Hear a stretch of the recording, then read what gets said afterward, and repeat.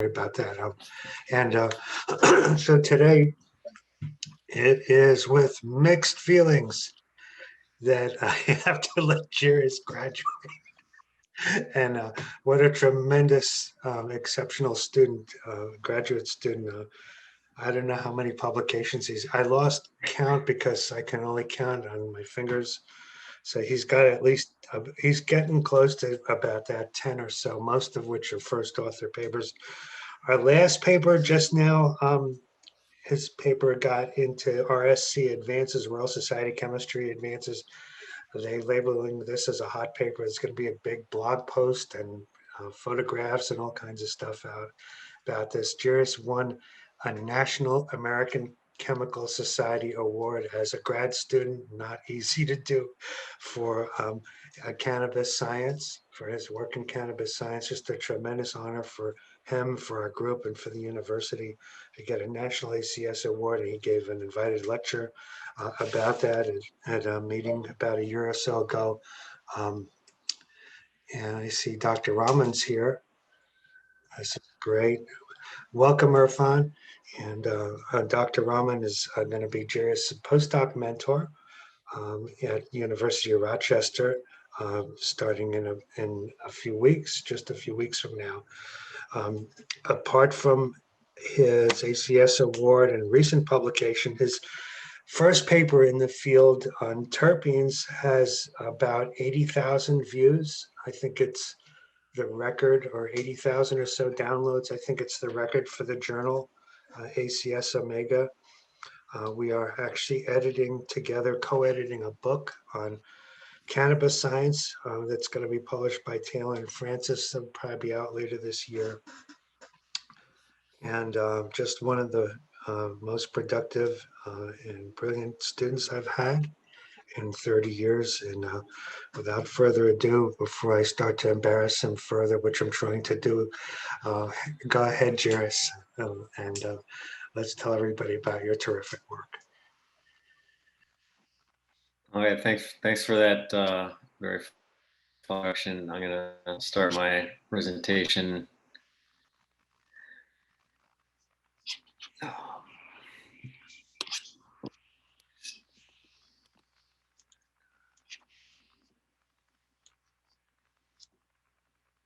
Okay, so I'm assuming everyone can see that. All right, and then this is also being recorded right now too. So if anyone wants to check it out later, for other people that weren't here, I can forward that to them. So yeah, my talk is called, my thesis is called The Chemical Characterization of Toxicologically Relevant Molecules in Cannabis Concentrates and Vaporizer Aerosols. And my dissertation committee is Robert Strongin is the chair, David Payton, Dean Atkinson, and Andrew Rice.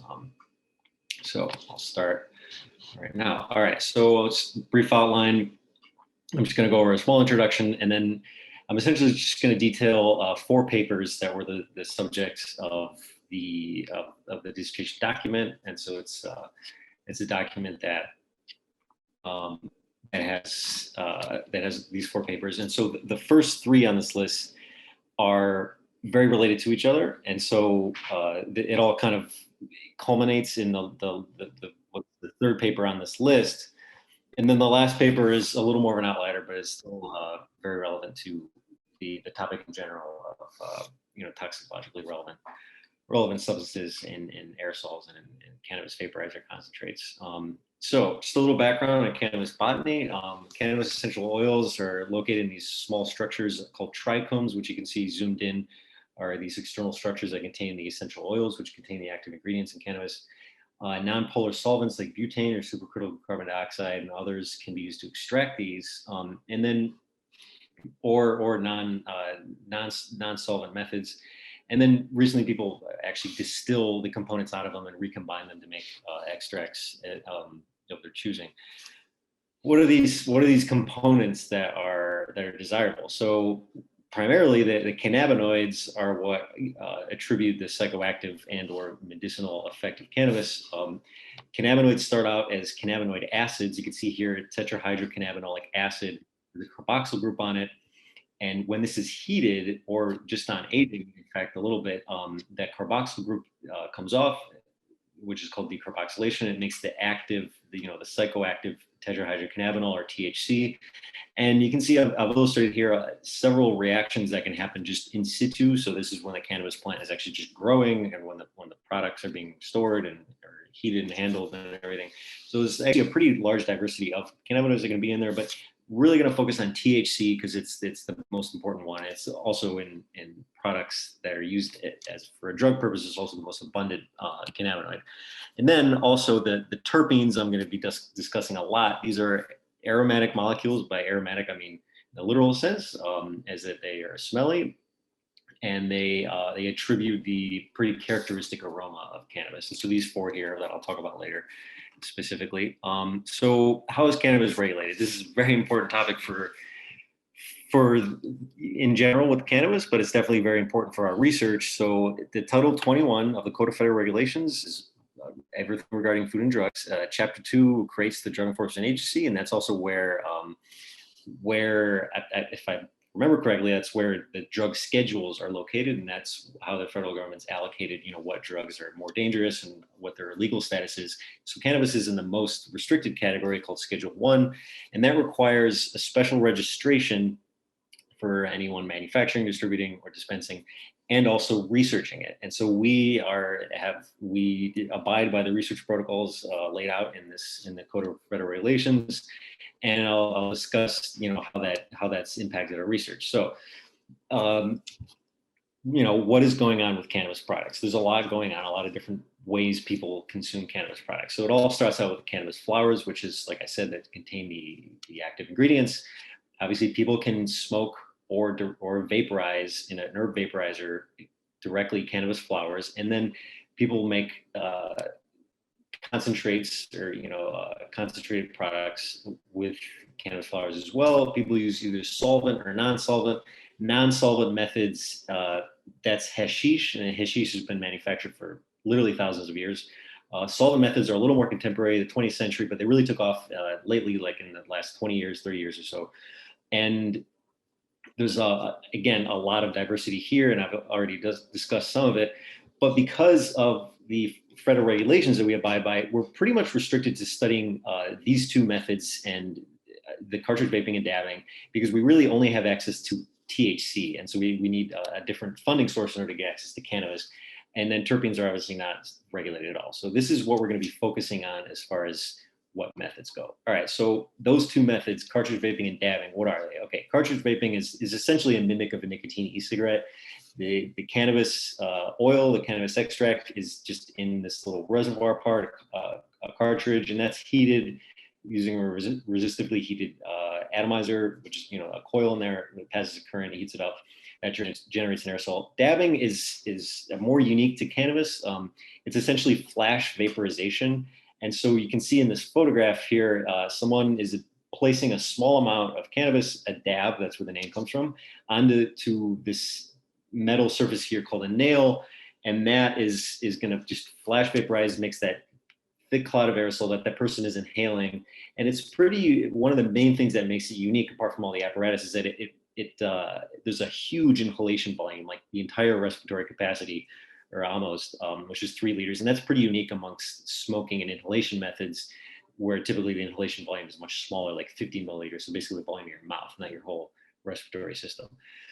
So we're going to study, this part of the cannabis spectrum. All right, what do we already know about smoking? Okay, so we can help guide ourselves with what's already known. Okay, so let's look at tobacco smoking as well, because obviously there's a lot of research about tobacco, so it's good to look at that as well. So tobacco smoking, people have been smoking for thousands of years. Around 20% of adults worldwide smoke tobacco, so that's a lot of people. All right, so it causes cancer, respiratory cancer, cancers of the upper respiratory tract, lower respiratory tract. It causes COPD, emphysema. It's associated with a lot of harmful medical conditions, and it accounts for around 50% of global deaths, which is pretty significant. Now, what is causing that harm? All right, so there's this toxicological analysis method called quantitative risk analysis that can look at and use mouse data and some mathematical extrapolations. And it isn't perfect, but it does give us a picture of like what might be causing this harm. Okay, So what we can see here is that the VOCs, so these are small molecules, benzene, butadiene. These are VOCs means that they have basically a low boiling point on a low spectrum. VOCs is kind of a loose definition, but these are gases, all right, and that's what's causing this. Is essentially related to a lot of this harm. Okay, with cannabis smoking, again, people have been doing it for a long time. Around 4% of adults worldwide, and as far as the harms is associated with is airway resistance, decreased lung density, different respiratory symptoms, etc. We can see here that it's also associated, these harms appear to also be associated with VOCs. So that's what we decided to focus our attention on, is these VOCs, because if that's where the harm is derived from for these known methods, for the novel cannabis consumption methods, let's at least start there. So what do we know so far about these two methods, the cartridge vaping and the dabbing? All right, so the prior literature for dabbing is just related to transfer and decarboxylation, and not related to how much degradation is going on. So degradation would be the starting materials turning into harmful products. So that wasn't really studied. They studied decarboxylation, like I said, is this reaction where the carboxyl group gets plucked off, and then we get the active THC. And so they said there's pretty good decarboxylation and transfer as well. Prevalence is always important. The prevalence data is very hard to get. A lot of these surveys aren't as comprehensive as they need to be at the moment. I think we're getting there soon, though. So around 20% of adults of already people that consume cannabis in Washington, around 20% use dabbing, and then it's also fairly popular amongst young people. So around 50% of the school students, high school students that actually report cannabis use, report dabbing as well. And then with cartridge vaping, there was really no prior literature that was relevant about any of the chemistry going on in the vaping. So this is definitely an open field for us when we started. And again, this is pretty prevalent against young people, is what the epidemiology points to. So, all right, what do we know about the THC and terpenes as far as their chemical degradation? Because that's what we're going to be studying here, because that's what's going to generate some of these toxic products. So for cannabinoids, all right, not a whole lot. Some of the literature that had been previously done was in the University of Utrecht in like the 70s and 80s. And they wanted to essentially do what the same objective that we have. That they were doing that research for the same objective. What they chose to study was cannabidiol, or CBD, and they actually chose it just based on ease. CBD is easier to handle than THC physically because it's a solid, and THC is a very thick oil. And they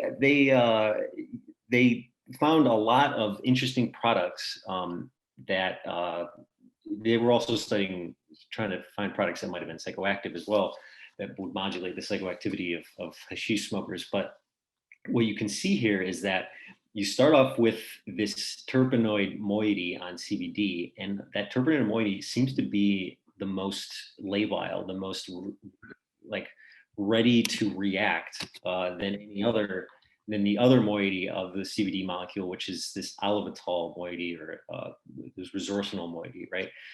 So that's something interesting, right? And so terpenes, all right, very broadly studied, because they have a lot of, they're all over the place. So some of the most abundant molecules in the atmosphere, some of the most abundant molecules in nature. All right, so they're studied a lot of different contexts. Not a lot of the contexts are super related to smoking, but there are some. But then for example, limonene, we can see here that it starts off, it has a cyclical structure, all right, and you can see that that can get oxidized. You can put an extra double bond in there. It can become fully aromatic, and it can also just rearrange to make aromatic products like xylenes, which could be harmful. It could also make isoprene too from cracking meaning that it breaks apart. So myrcene, I'm going to place a lot of focus on myrcene in this, because myrcene is one of the most abundant terpenes in cannabis. And coincidentally is actually a terpene that there was not a lot of work done on it, because it didn't have a lot of economic importance. Myrcene is manufactured by pyrolysis of beta pinene. And so that right there is an opening for relevant literature for us, because pyrolysis is heating, and not in the presence of oxygen, but sometimes. And what you can see here is that beta myrcene is breaking down to make some small alkenes. Isoprene, butadiene are notable because those are carcinogens. All right, we'll talk about this reaction later. this series of reactions. So let's start off with the first paper here. Okay, toxic information and dabbing. This is the one that Dr. Strongin said got all the views. All right, so people do directly dab terpenes. It's not common. It's not something that someone might do every day, but it is something that people do. Just people that want to seek flavor, and they also like add terpenes to their dabs. All right, so because at the beginning of this research we didn't have that federal that legal access to THC, we said, okay, well, let's start with this route. Okay, people that are directly dabbing terpenes. Okay, so what are the major cannabis terpenes? Terpenes are around 1% by weight of the flowers, and this data is hard to get, but from online sources, it's around 6%. Specialty products, like I said, can be upwards of 30%, even more, maybe, or 100% terpenes people are dabbing. So there is a large diversity of minor terpenes that attribute different smells to different strains of cannabis, but there are 4 major terpenes that are, worth studying in the beginning because they are some of the most abundant, right? So we wanted to, like I said, directly place these terpenes and vaporize them using the dabbing method. And what that consists of in the lab, for these experiments at least, so this is a water pipe, and this is connected to a setup that will pull the generated aerosol through a cold trap, which is going to condense some particulate matter, and then the gas phase. This is for NMR. I actually won't show you some of the NMR data for now from this experiment, but just the experimental setup is interesting. And you can see here this camera, an infrared camera that can actually assess the temperature of the nail. So we got temperature, we study the degradation as a function of temperature, which is very important. And you can some of the data I'll show you here is actually from the GCMS data, so this gas chromatography mass spectrometry, where it allows pretty facile and rapid speciation, and also can do trace product analysis much more easily. And so we did this ATD GCMS. So ATD is a special sample collection method. So essentially what happens here is that all of the generated gases go through this little cartridge that has a absorbent material that captures VOCs and captures these products, and then that gets placed onto a machine that desorbs them and then analyzes them by GCMS. And that's just a very basic way of explaining it. And then IR camera lets us assess that temperature very, very accurately. So what kind of products are we seeing? So just right off the bat, what kind of chemistry in general are we seeing? So myrcene, we're seeing makes a lot of isoprene. All right, that sort of makes sense. Terpenes are polyisoprene units. They're sort of like polymers, isoprene polymers. And so you can see we're making other alkenes as well, and we're making some oxidized products. Acetone is a known degradation product of myrcene in the atmosphere, and also like when myrcene is just sitting in a bottle, it'll make acetone. Limonene, again, it's also making isoprene, but it's making more cyclical degradation products. All right, so it's being oxidized, and it's also just breaking apart. And some of the mechanisms for the formation of these xylenes and these other alkenes has actually been previously described. Limonene is a very well-studied terpene, actually. Linalool is the only oxygenated terpene here. So we all know about fuel-air mixtures and how when a fuel has more oxygen, it can generate more combustion. Well, in this case, we're not talking about combustion, but what we do see is more oxygenated products. We're seeing oxiranes, we're seeing more aldehydes and ketones.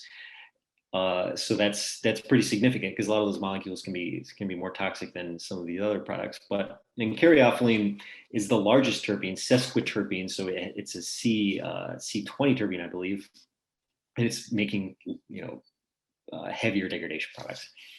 Okay, so that's at 450 Celsius that we were dabbing at, which is pretty hot. But what about at a lower temperature? Okay, now just from speciation, this isn't quantitative, but this is the percent of, these are fractions of all the total VOCs that we're seeing. We're seeing actually more oxygenated products across the board, which is very interesting. Okay, we're seeing these 3-methylcrotonaldehyde. I'll talk about that stuff later. Limonene, we're seeing a lot of toluene. Okay, that's very interesting. And linalool is actually, we're seeing more oxiranes and even more carbonyls. All right, so that's very interesting stuff. So eventually, remember, so we're seeing all these products here that are degradation products of the terpenes. THC, biosynthetically comes from a terpene and a phenol unit. So THC is part terpene. The question that we asked ourselves at this point, will THC also degrade to make these similar products? Okay, so then that leads us to the next chapter here, where we got access to THC and we performed some experiments to see what would happen. All right.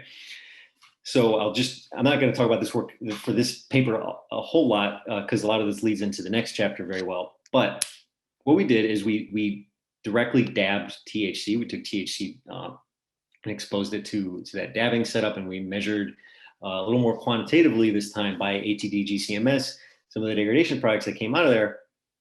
And then we also dabbed THC with some added terpenes, because THC with around 10% terpenes is a pretty typical mixture, at least recreates that a mixture that someone would be administering on a dab a little better.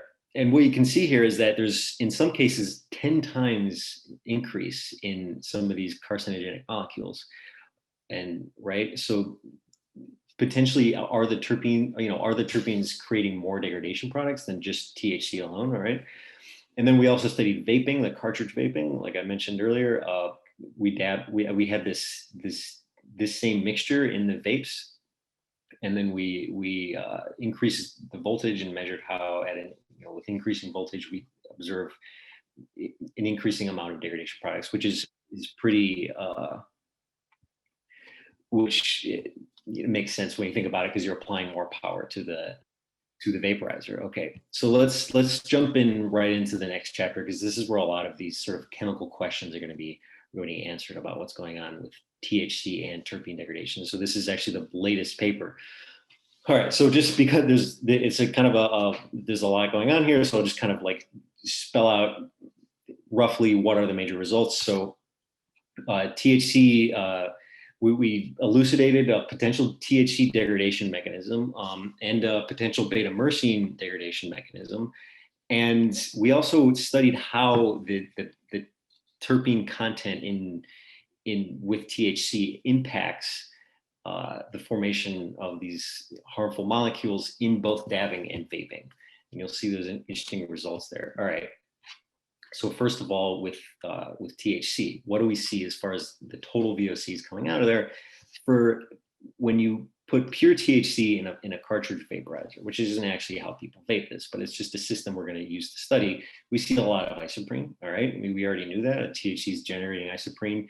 It's very similar to a terpenoid. We're seeing other alkenes, pretty interesting. All right, when you dab THC, we see more elevated levels of carbonyls and oxygenated products. And there is quantitative data that actually will show in that paper that will show that there's a statistically significant increase in the amount of oxygenated products. And so that's fairly interesting. We think what might be going on is from the dabbing pipe, there's more time to be exposed to just oxygen, and these reactive molecules could oxidize on their way through that pipe and then be inhaled by the user.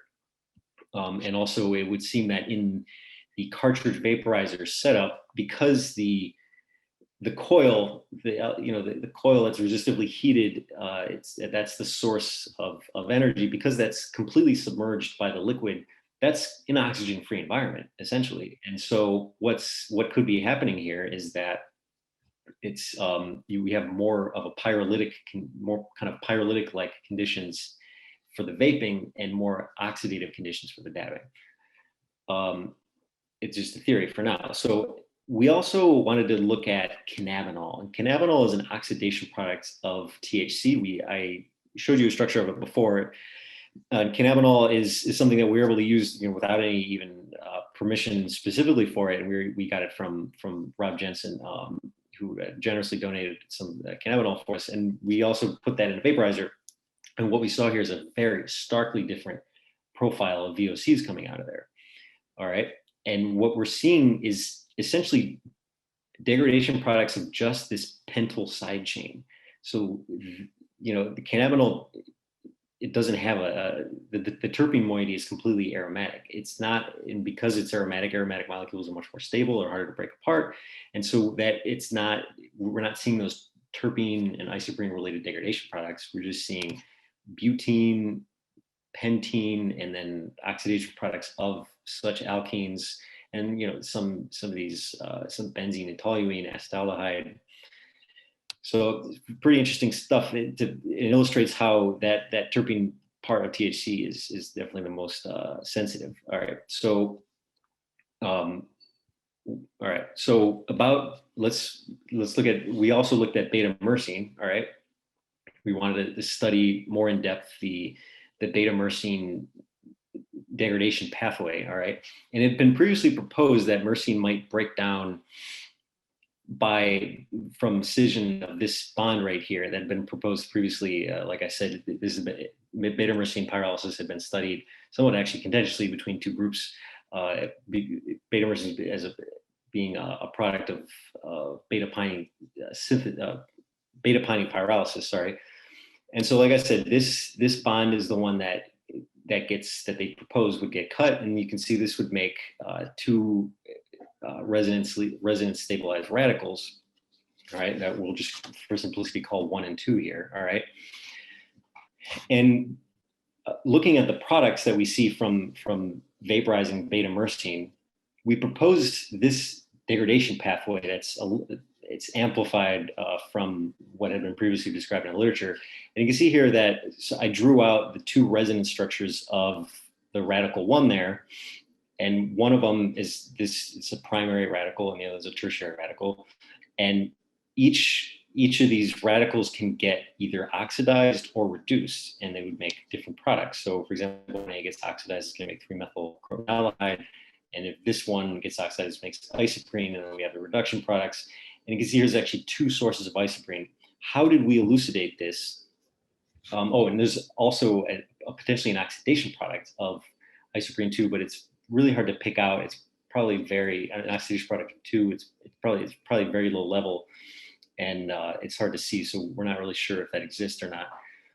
How did we develop this mechanism? Well, a collaborator of ours, Dr. David Sarla, who we met because he actually gave a talk at a seminar at PSU, he said he could synthesize deuterated products for us, and he said, you might be able to elucidate some mechanisms by vaporizing these deuterated products. And that's in fact how we developed this mechanism, just because we saw mass shifts to be able to identify that these products existed and that they were deuterated in this spot allowed us to describe this process here. And like I said, remember there's two sources of isoprene from this mechanism, one from radical 1, one from radical 2. But for the deuterated myrcene, you see some deuterated isoprene or non-deuterated isoprene, and they're about a 2-to-1 ratio. And so what that would seem to indicate is that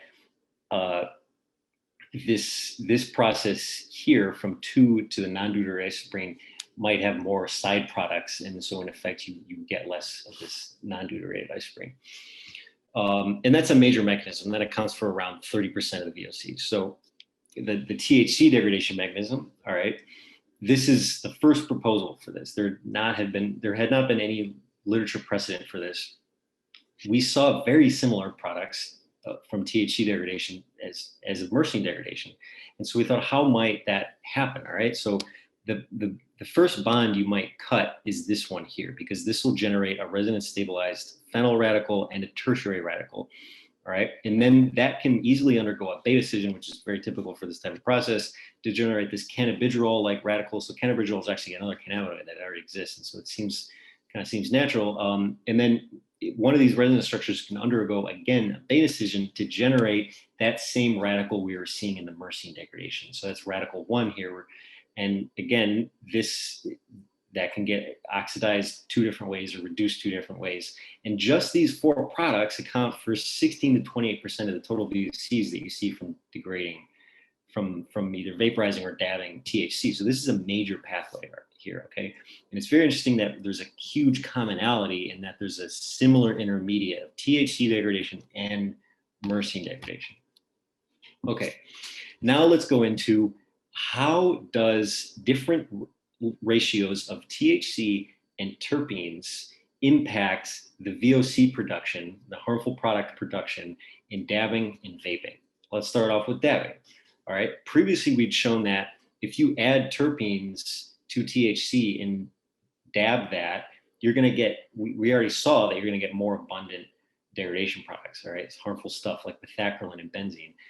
Now, is that from the THC or is that from the terpenes? Okay, well, what we did here to try and test that is we mixed the deuterated myrcene in with the THC and vaporized that. And what you can see here is that there's increased levels of the deuterated degradation products. So it's terpene source degradation. Now, we also did vaping. And what you can see here is that we had 3 different levels. So pure THC vaping, THC was 7% myrcene and 14% myrcene. And we studied how those levels of terpene affected degradation. And you can see here that the THC, for example, when you go up in concentration of myrcene, the THC yield goes up, which would indicate that there's more efficient transfer of THC. We thought that adding more terpenes like dabbing was going to increase the amount of degradation, was going to be worse for aerosol transfer, it was going to be less efficient. But we saw the exact opposite. All right, the transfer of THC, the yield got better.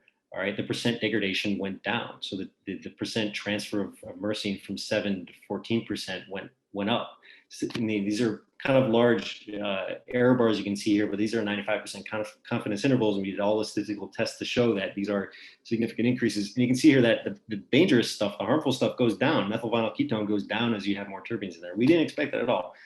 All right, and for power, we can see increasing power shows an increasing degradation. That's pretty intuitive. All right, all right, so with those 2 results already, what happens when, how does power and how does the percent, the amount of terpenes in there impact the ratio of these products that we knew are derived from this mechanism, all right? Because we know that beta myrcene and THC have the same intermediate. How is this impacted, all right? So let's look at products that are derived from 1B or products that are derived from 1A, all right?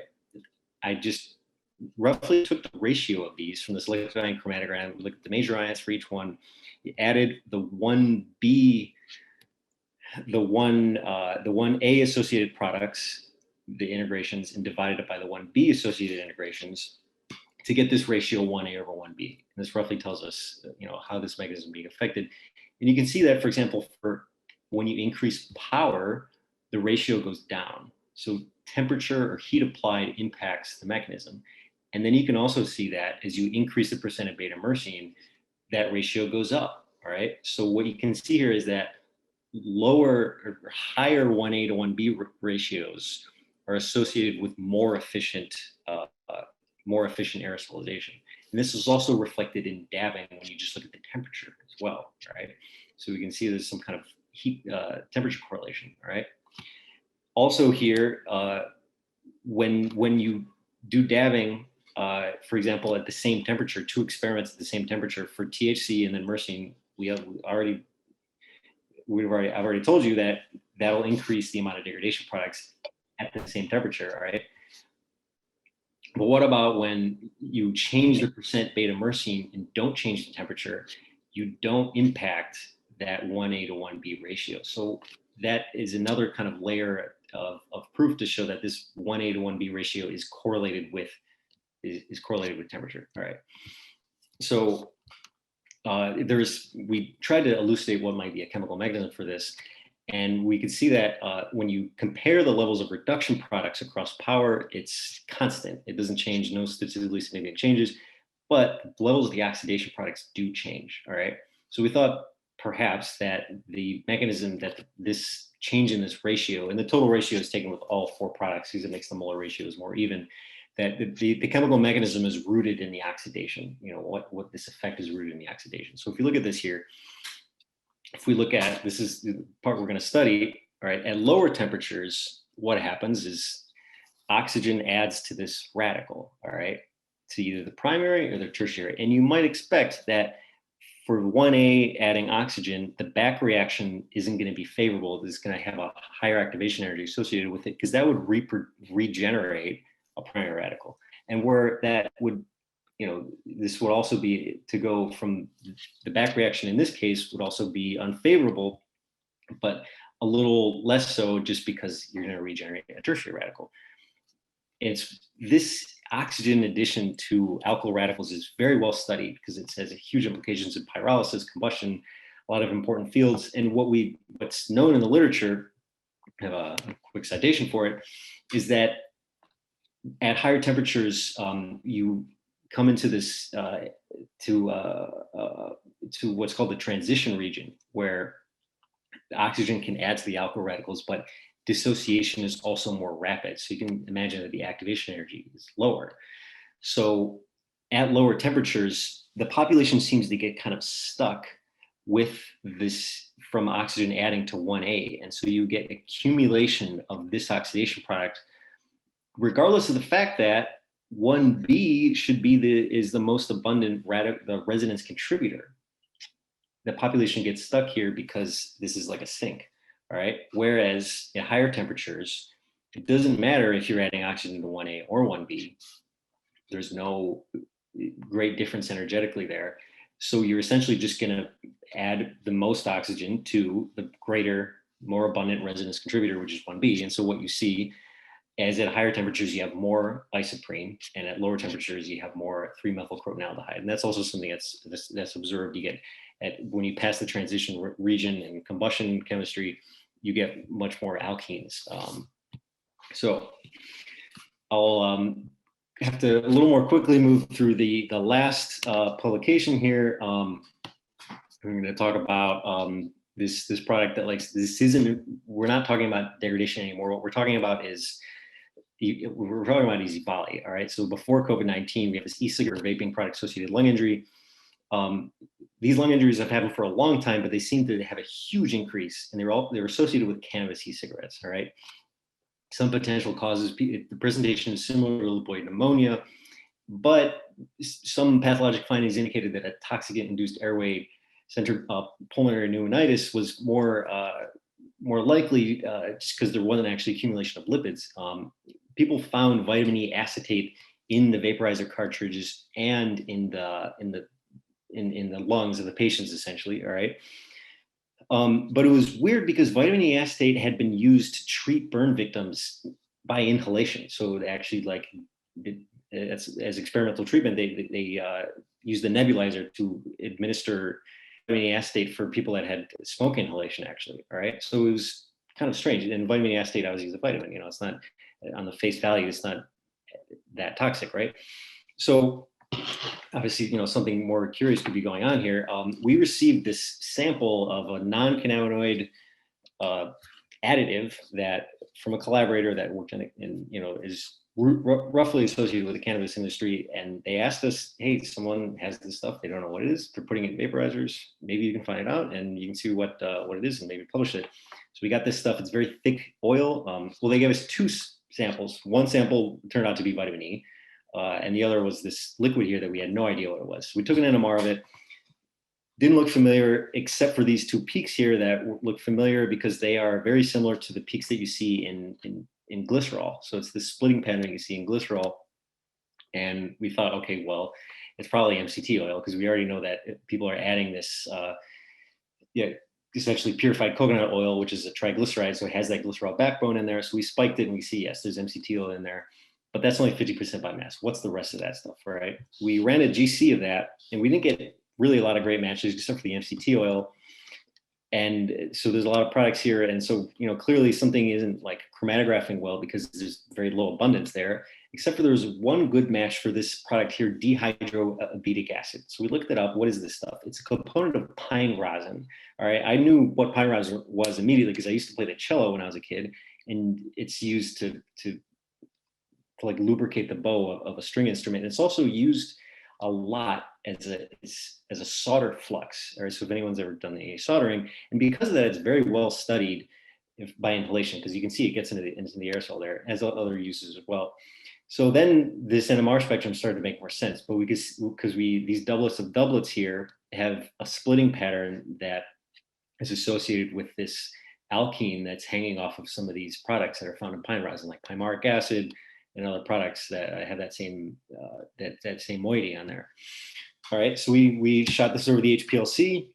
We saw some peaks, all right, and we thought, well, maybe we can simplify this NMR spectrum by purifying and isolating these fractions by semi-preparative HPLC. So we isolated a few fractions here, and this really helped us identify a lot more products. We're able to provide quantitations for some of these products and speciations using other 2D NMR techniques and such. All right, and then we had ordered some pine rosin from Sigma Aldrich, and some finally came, and it's an identical NMR spectrum. So definitely that's exactly what's in there. All right, we also shot this over the LCMS and the fourth floor SRTC, and again that confirmed also the presence of these resin acids. But there was something curious there. In that large peak here, the main peak, what we saw is a mass that was an even mass. All right, we're in the positive ionization mode, means the components of the electrospray are being protonated. So an even mass that we saw there, just a small trace of it, means that you have an uneven mass in a molecule, which would indicate for me an amine. All right, which I don't normally see amines in my research. People don't normally vape amines. The software in the mass spec indicated that the most likely formula was associated with this product called oleamide, and that really made sense. Quick Google search. Well, I'll talk about what oleamide is used for in a second, but we wanted to confirm it because we just saw one small peak in the mass spec. You can't see it when you take oleamide and you put it in the NMR in chloroform.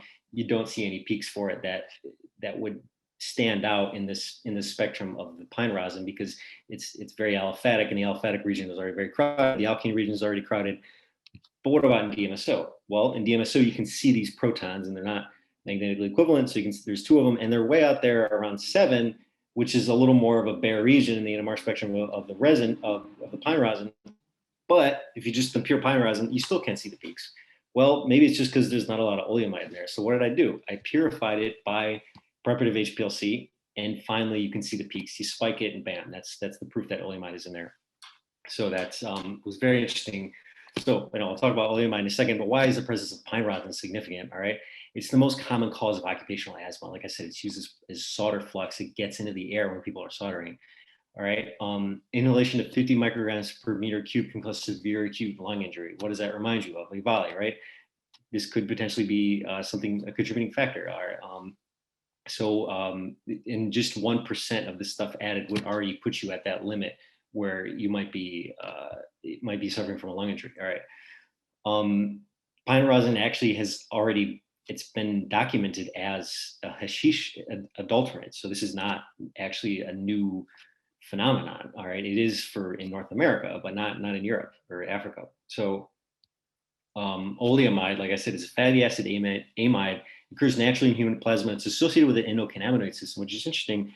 So the sleep up supplement, and it's the most common additive added to spice synthetic cannabinoid mixtures. So, and it's not clear why they're adding it in there. So it's clearly there's something going on here, maybe a common manufacturer for this product that we were given and synthetic cannabinoids.